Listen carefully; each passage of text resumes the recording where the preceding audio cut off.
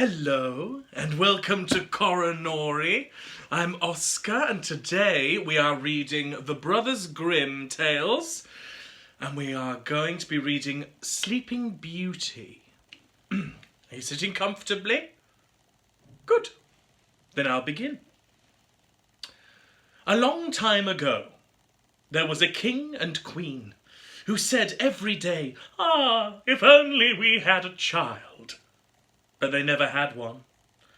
But it happened that once when the queen was bathing, a frog crept out of the water onto the land and said to her, "Your wish shall be fulfilled. Before a year has gone by, you shall have a daughter." What the Welsh frog had said came true, and the queen had a little girl who was so pretty that the king could not contain himself for joy, and ordered a great feast. He invited not only his kindred, friends, and acquaintances, but also the wise women, in order that they might be kind and well disposed toward the child.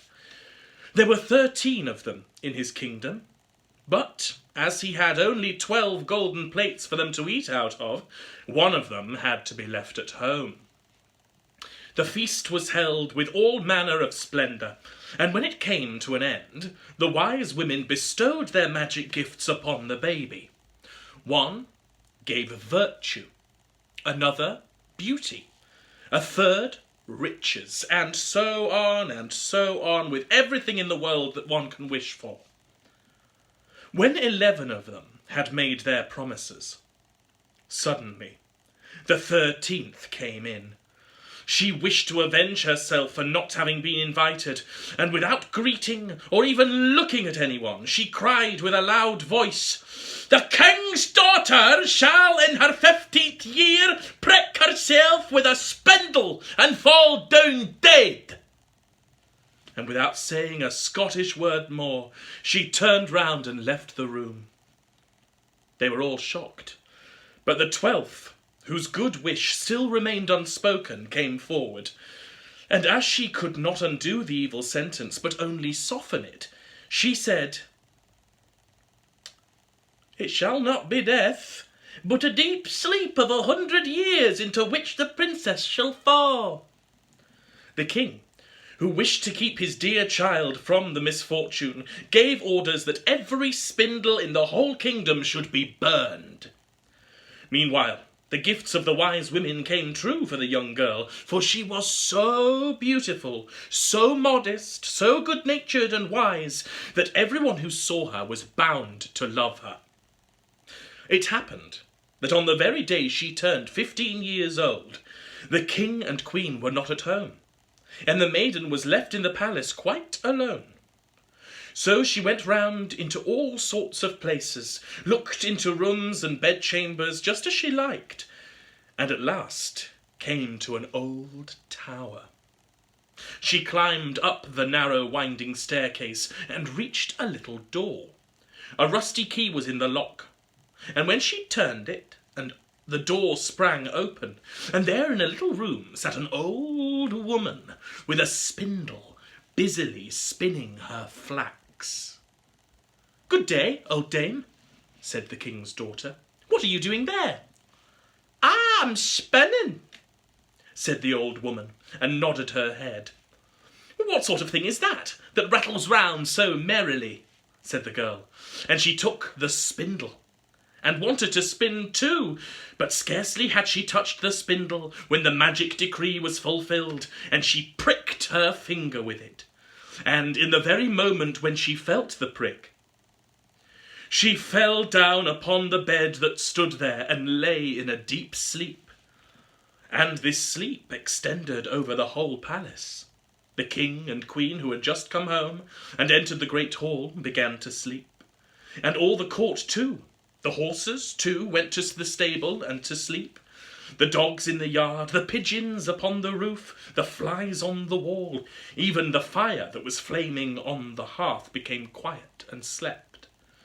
The roast meat left off frizzling, and the cook, who was just going to pull the hair of the kitchen boy because he had forgotten something, let him go and went to sleep.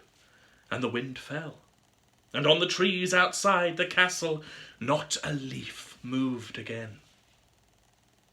But round about the castle there began to grow a hedge of thorns, which every year became higher, and at last grew close up round the castle and all over it, so that there was nothing of it to be seen, not even the flag upon the roof.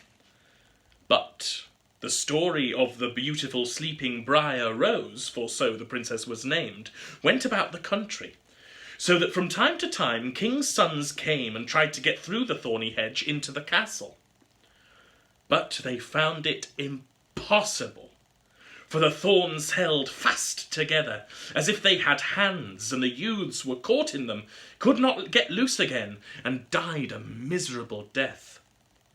After long, long years, a king's son came again to the country, and heard an old man talking about the briar hedge, and that a castle was said to stand behind it, in which a wonderfully beautiful princess named Briar Rose had been asleep for 100 years, and that the king and queen and the whole court were asleep likewise. He had heard, too, from his grandfather, that many kings' sons had already come, and had tried to get through the thorny hedge, but they had remained sticking fast in it, and had died a pitiful death. Then the youth said, "I am not afraid. I will go and see the beautiful Briar Rose." The good old man tried to dissuade him, but he did not listen to his words. But by this time the 100 years had just passed, and the day had come when Briar Rose was to wake again. When the king's son came near to the briar hedge, it was nothing but large and beautiful flowers, which parted from each other of their own accord to let him pass unhurt. Then they closed again behind him like a hedge. In the courtyard he saw the horses and the spotted hounds lying asleep. On the roof sat the pigeons with their heads under their wings, and when he entered the house, the flies were asleep upon the wall. The cook in the kitchen was still holding out his hand to seize the boy, and the maid was sitting by the black hen which she was going to pluck. He went on farther, and in the great hall he saw the whole of the court lying asleep, and up by the throne lay the king and queen. Then he went on still farther, and all was so quiet that a breath could be heard, and at last he came to the tower, and opened the door into the little room where Briar Rose was sleeping. There she lay, so beautiful that he could not turn his eyes away, and he stooped down and gave her a kiss. But as soon as he kissed her, Briar Rose opened her eyes and awoke, and looked at him quite sweetly. Then they went down together, and the king awoke, and the queen, and the whole court, and looked at each other in great astonishment. And the horses in the courtyard stood up and shook themselves. The hounds jumped up and wagged their tails. The pigeons on the roof pulled out their heads from under their wings,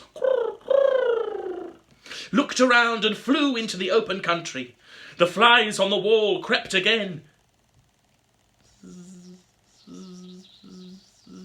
and the fire in the kitchen burned up and flickered and cooked the meat. The roast began to turn and frizzle again, and the cook gave the boy such a box on the ear that he screamed, and the maid plucked the fowl ready for the spit.